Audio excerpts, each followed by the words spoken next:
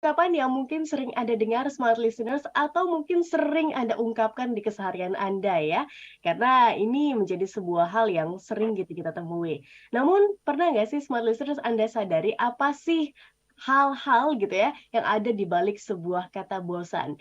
Kita akan bedah di kesempatan kali ini dalam Smart Happiness bersama dengan motivator nasional Leadership and Happiness Arfan Pradiansyah. Selamat pagi Pak Arfan.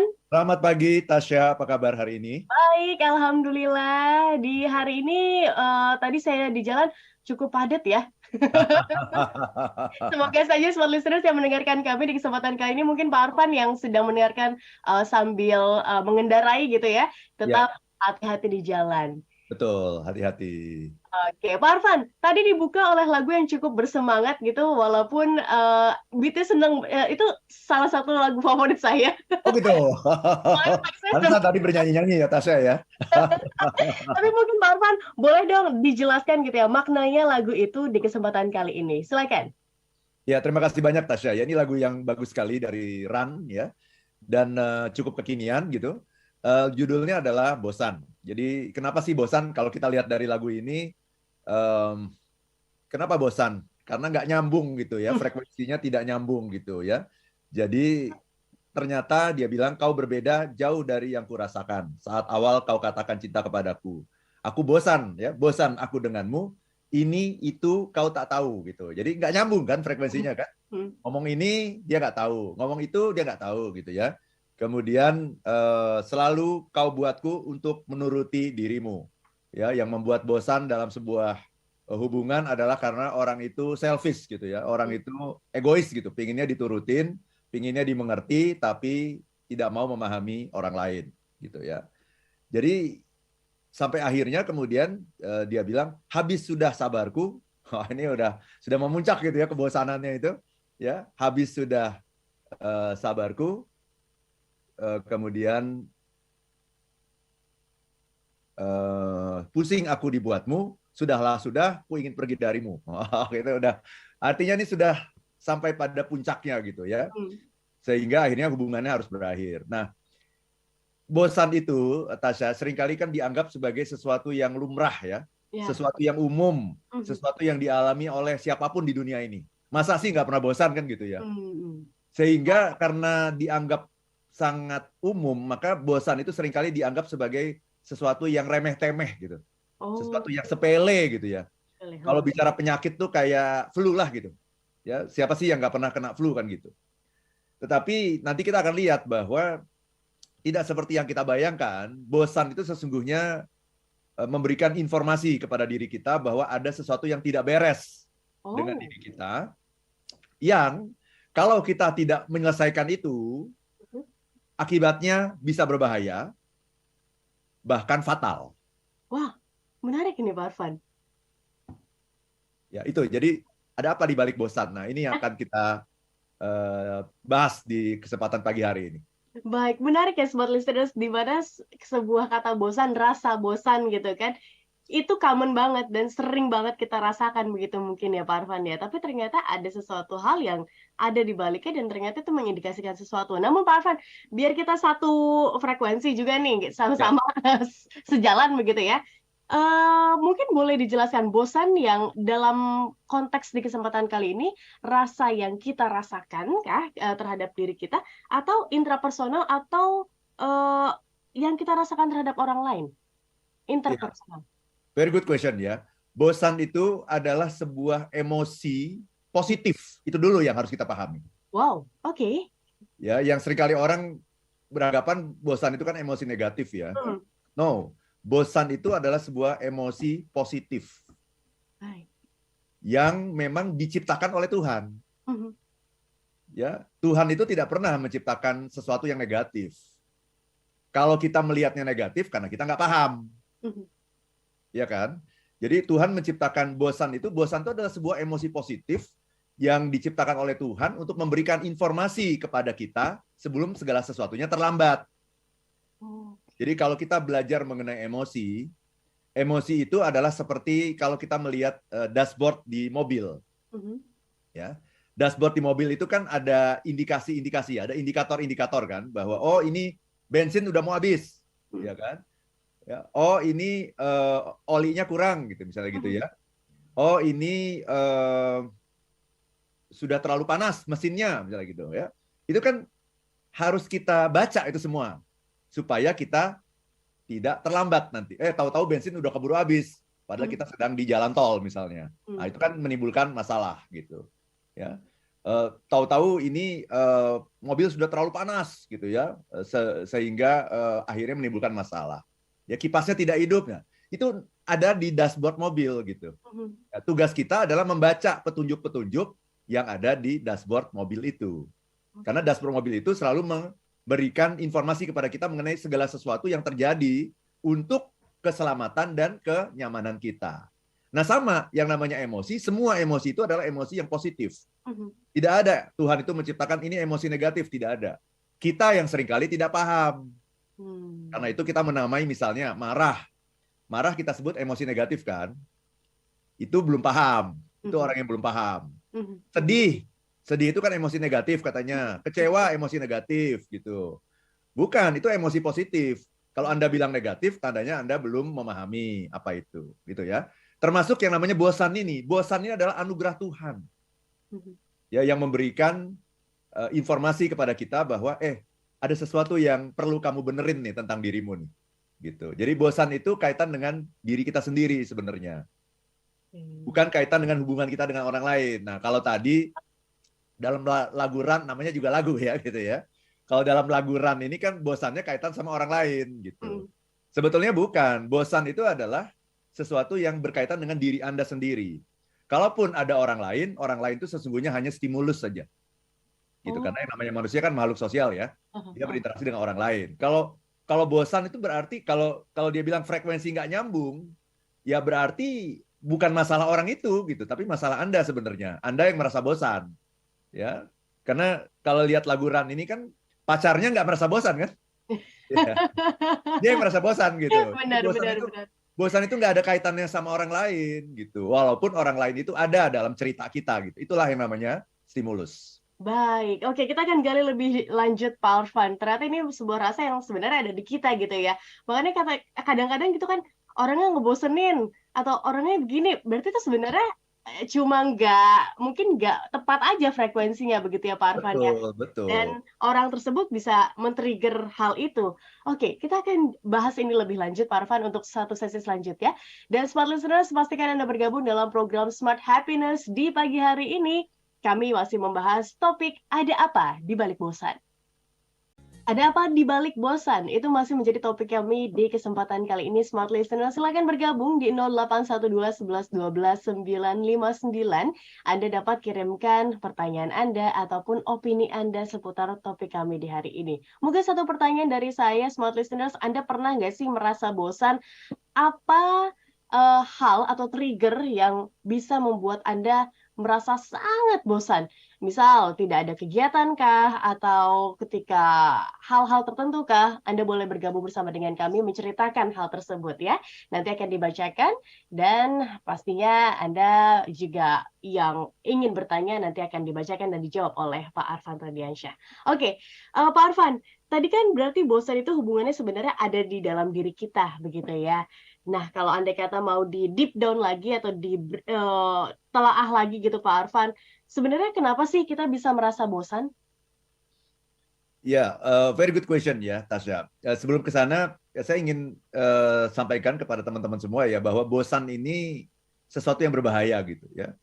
Awalnya kayaknya cuma biasa ya, biasa bosan, tapi nanti kita lihat puncaknya di mana gitu. Coba bayangkan kalau orang bosan dengan pasangan misalnya, gimana itu akhirnya? Kan berantakan semua kan? Bubar semua ya. Hubungan yang sudah dibangun sekian lama bubar gitu. Ya, itu kan kita rugi berarti kan sudah ada investasi yang kita tanam gitu yang kemudian terbuang sia-sia. Ya, bosan dengan pasangan. Ada lagi bosan dengan pekerjaan. Yeah. Tuh, misalnya ya. Bosan ujungnya adalah apa? Bosan hidup. Oh. Iya kan? Orang-orang yang bunuh diri ya, itu kan sebetulnya karena dia bosan hidup. Kalau dia masih ingin hidup kan dia nggak akan bunuh diri. Yeah. Kan dia mengatakan hidupku tidak ada artinya, kan seperti itu. Mhm. Hidupku sudah tidak ada artinya. Kemudian dia bunuh diri. Kenapa? Ya bosan hidup gitu. Baik. Jadi bosan itu jangan dianggap remeh gitu ya, jangan dianggap sepele. Mhm. Bosan itu ujungnya itu bisa bosan hidup gitu. Nah, kenapa kita bosan gitu ya? Ada banyak alasan gitu. Kenapa kita bosan? Misalnya ya, kalau yang bosan yang bersifat teknis misalnya ya, kalau bosan yang bersifat teknis itu adalah karena kita tuh tidak pernah melakukan jeda. Kita tidak pernah melakukan jeda, kita melakukan hal yang sama terus gitu. Ya lama bosan gitu. Ya misalnya kalau kita makan yang sama terus gitu ya. Setiap makan siang Tasya selalu pesen gado-gado lagi. Ya habisnya yang dekat sama kantor cuma gado-gado kan gitu ya. Udah gado-gado lagi, besok gado-gado lagi gitu kan. Ya lama-lama bosan lah pasti. Itu kan. Kita mendengarkan lagu yang sama terus-menerus. Diulang lagi, diulang lagi, diulang. Lagunya sama aja terus. Pasti lama-lama bosan. Kemudian misalnya kita weekend saja ya, weekend. Kebetulan mall yang paling dekat rumah ya cuma itu gitu. Kita bolak-balik ke mall itu terus bosan gitu. Nah, itu namanya bosan yang bersifat teknis. Kenapa terjadi bosan? Karena kita melakukan hal yang sama terus. Sementara otak kita itu, yang namanya neuron-neuron dalam otak kita itu, kalau kita melakukan hal yang sama terus-menerus tuh neuron baru tidak tersambung gitu. Neuron baru tidak tersambung, tidak menghasilkan neurotransmitter, sehingga ya jadinya bosan gitu. Jadi kalau mau mendapatkan sesuatu yang lebih membuat kita tidak bosan itu, ya kita harus cari sesuatu yang bervariasi, makan yang bervariasi, dengerin lagu yang beda-beda, pergi ke tempat rekreasi juga yang beda-beda gitu. Tapi sekali lagi ini levelnya sangat rendah ini bosan di level teknis. Ini nggak apa-apa. Semua orang mengalami kalau yang ini nih. Caranya gimana? Caranya juga sederhana, ya bikin variasi. Jangan terlalu sering gitu. Ya kalau kita suka makan gado-gado misalnya atau suka makan apa misalnya suka makan pizza misalnya gitu ya, ya harus dikasih jarak gitu ya, mungkin seminggu sekali lah, paling cepat seminggu sekali gitu. Jangan hari ini gado-gado, besok gado-gado lagi, ya itu. Kasih jeda setiap minggu gitu. Dengerin lagu juga sama, pergi ke tempat rekreasi juga sama gitu ya. Jadi itu hanya masalah teknis saja. Nah, yang lebih dalam dari itu adalah bosan karena tidak punya makna. Nah, ini yang paling tinggi nih levelnya. Karena hidup kita tidak bermakna, pekerjaan kita tidak bermakna, gitu ya, nggak ada artinya kan? Coba orang yang mau bunuh diri itu kan mengatakan apa? Hidupku nggak ada artinya. Ya, hidupku udah nggak berarti. Buat apa lagi aku hidup? Kan selalu begitu kan? Buat apa aku hidup? Artinya apa yang dicari di sana? Makna hidup. Jadi bosan itu adalah yang paling tingginya itu adalah karena kurangnya makna. Tiadanya makna. Bekerja kita berulang-ulang kan. Saya melakukan pekerjaan misalnya sebagai motivator ini sudah lebih dari 20 tahun nih menjadi motivator. Memberikan materi yang sama saja mungkin udah ratusan kali gitu. Materi yang sama ya. Saya kan punya banyak materi juga gitu. Tapi materi yang sama katakanlah menjadi materi favorit gitu di banyak perusahaan. Saya mendeliver materi itu sudah 100 kali lebih kali. Tetapi sampai hari ini nggak pernah bosen tuh. Kenapa gitu? Karena saya tidak sedang melakukan pekerjaan yang teknis gitu. Saya sedang melayani orang. Saya sedang membuat hidup orang menjadi lebih bermakna. Berarti saya melihat pekerjaan saya dengan cara yang berbeda. Dan ketika kita melihat pekerjaan kita dengan cara yang berbeda, kita bisa memberikan makna kepada pekerjaan yang kita lakukan. Kita tidak akan pernah merasa bosan. Tidak akan pernah gitu ya. Karena ini ada maknanya, ini ada meaning-nya nih gitu di balik apa yang saya lakukan. Baik. Itu Tasya. Berarti dari setiap kejadian apa yang kita lakukan, terutama dalam hal pekerjaan begitu ya Pak Arfan ya, kita harus tahu nih tujuannya apa ya Pak Arfan. Apalagi kalau kita menjalani hidup agar meaningful. Iya, kalau enggak hidup itu hanya berulang-ulang loh. Iya. Benar nggak? Pagi bangun, ya kan? pagi bangun ngurusin anak dulu kan Tasya kan? Hmm. Ya, lagi ada bayi kan gitu ya. Ngurusin anak, terus ngurusin suami mau berangkat ke kantor, terus buru-buru ke Smart FM, ya, jauh-jauh dari Bekasi, ya gitu kan. Kena macet dan sebagainya, bekerja sampai sore, ya kan. Kemudian besok pulang ke rumah sore menjelang malam. Besok diulang lagi itu. Besok diulang lagi itu. Pekerjaan di kantor pun kurang lebih sama. Ya kan? Menjadi host, kemudian mungkin memproduksi berita dan sebagainya. Dan itu kan sama terus kan? Iya. Kalau kita tidak punya makna, ya kita hanya melakukan repetisi namanya. Dan repetisi itu pasti akan menjadi sesuatu yang membosankan gitu. Jadi orang-orang yang merasa bosan di tempat kerja, coba lihat ke dalam diri Anda, jangan-jangan apa yang Anda lakukan itu adalah sesuatu yang tidak bermakna bagi Anda. Itu Tasya. Baik. Pak Arfan, makna ini apakah harus kita ciptakan sendiri atau sebenarnya apa ya? Ya kita cari-cari aja gitu, Pak Arfan. Ya, makna itu harus kita temukan gitu di dalam diri kita. Harus kita cari gitu. Apa sih sebetulnya maknanya? Saya ini dikirim Tuhan ke dunia ini untuk apa sih? Oh, bisa pertanyaannya bisa sampai ke sana nanti ujungnya. Saya dikirim Tuhan ke dunia ini untuk apa sih gitu. Kalau saya ketemu tuh, saya dikirim Tuhan ke dunia ini untuk menjadi sang pencerah. Gitu ya. Sang pencerah itu artinya seseorang yang bisa membuka pikiran orang lain, seseorang yang bisa melakukan dialog dengan orang lain, supaya orang itu melakukan transformasi di dalam dirinya gitu. Dia ketemu saya, ngobrol sama saya, dialog sama saya buka pikirannya jadi lebih open mind, kemudian dia bisa melakukan transformasi gitu, menjadi pribadi yang lebih baik lagi, yang lebih profesional lagi. Nah, saya merasa saya dikirim Tuhan ke dunia itu untuk menjadi itu, sang pencerah. Tinggal profesi boleh kita pilih. Mau jadi ustadz boleh. Ya, mau jadi kiai, mau jadi pendeta, pastor, biksu, boleh. Itu kan juga sang pencerah. Mau jadi juru penerangan gitu misalnya, juru kampanye program-program pemerintah, boleh gitu. Nah, saya memilih profesi saya adalah motivator. Sesuai dengan alasan kenapa saya dikirim Tuhan ke dunia ini. Yang saya tangkap itu adalah itu gitu. Nah, karena saya yakin bahwa saya ini dikirim Tuhan ke dunia ini untuk menjadi sang pencerah, maka saya melihat pekerjaan saya itu dengan penuh kegembiraan gitu, dengan penuh sukacita gitu. Oh, untuk inilah saya dikirim Tuhan ke dunia gitu. Ya, bahkan saya ditawarin yang macam-macam pun nggak mau gitu. Ini udah jalan saya ini gitu. Tinggal bagaimana saya bisa menjangkau orang yang lebih luas lagi, audiens yang lebih banyak lagi gitu. Tapi inilah jalan saya. Jadi ketika menjalani pekerjaan, ya pekerjaannya memang berulang-ulang. Tapi saya melihat berulang-ulang itu kan seringkali orang mengartikan sebagai bosan ya, benar nggak? Iya. Pekerjaan berulang-ulang bosan. No, saya punya makna yang berbeda terhadap yang namanya berulang-ulang.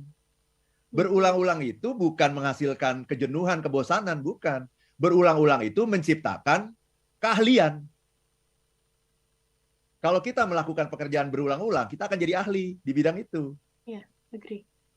Beda, jadinya bukan bosan yang dihasilkan gitu. Ketika kita melakukan pekerjaan berulang-ulang, jam terbang kita tambah tinggi, keahlian kita tambah tinggi, kita menjadi orang yang expert untuk bidang kita. Itu karena berulang-ulang. Tapi betapa banyaknya sekarang orang di kantor yang komplain dengan sesuatu yang berulang-ulang. Seolah-olah berulang-ulang itu menghasilkan kejenuhan, ya, rutinitas, kebosanan, kejumudan gitu. Karena berulang-ulang. Itu salah gagal paham namanya gitu. Berulang-ulang itu bagus. Justru jangan lakukan pekerjaan yang tidak berulang-ulang. Anda tidak akan jadi apa-apa. Lakukan pekerjaan berulang-ulang. Jam terbang Anda tambah tinggi, Anda jadi expert, Anda dibayar mahal untuk bidang Anda itu.